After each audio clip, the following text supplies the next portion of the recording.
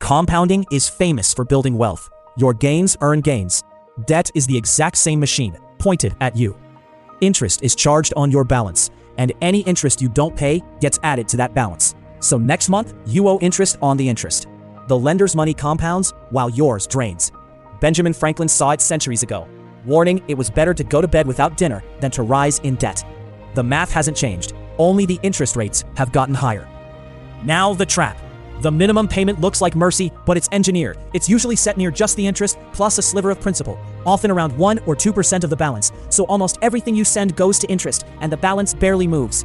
On a $5,000 card at around 22%, paying only the minimum can stretch the payoff across roughly 2 decades and cost you about 3 times what you borrowed. You feel like you're paying it down. You're mostly paying to stand still. Why is the cost so brutal? Because of the rate. Before 1968, comparing loans was a mess of hidden charges, until the Truth in Lending Act forced lenders to state one number, the annual percentage rate, the APR. A credit card APR near 22% isn't unusual, and it often compounds daily, so the effective bite is even higher. Compare that to the roughly 7% a long-term investor hopes to earn. You're being charged about 3 times the rate you could realistically earn, which is why carrying a balance quietly overwhelms almost anything you invest. Here's the part the comforting story leaves out. The real mechanism is doubling.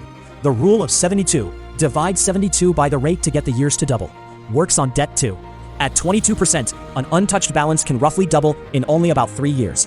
The very same shortcut that makes a retirement account explode over decades makes a credit card balance explode over a few short years. So the question isn't whether you can afford the monthly minimum. It's whether you can outrun a number that doubles every 3 years.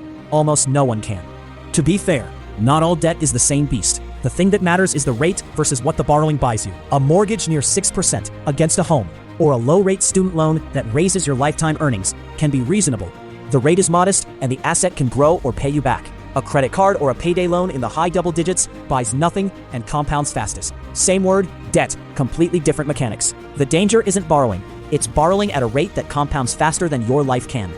So how do you break it? You attack the rate.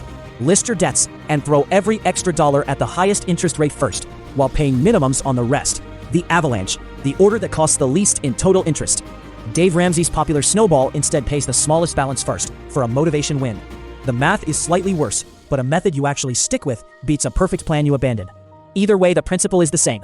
Kill the highest compounding balances fast, because every month you wait, the reverse compounding keeps working. Step back, and the whole picture is simple. Compounding is a force with no loyalty. It builds the patient investor, and it buries the minimum payer, using the very same arithmetic. The first 100,000 of net worth is hard, partly because high-interest debt is dragging in the other direction at the same time. Clear the debt that compounds against you, and every dollar you free up can start compounding for you instead. This is an explainer of the mechanism, not advice, and every figure here is illustrative, so check your own numbers.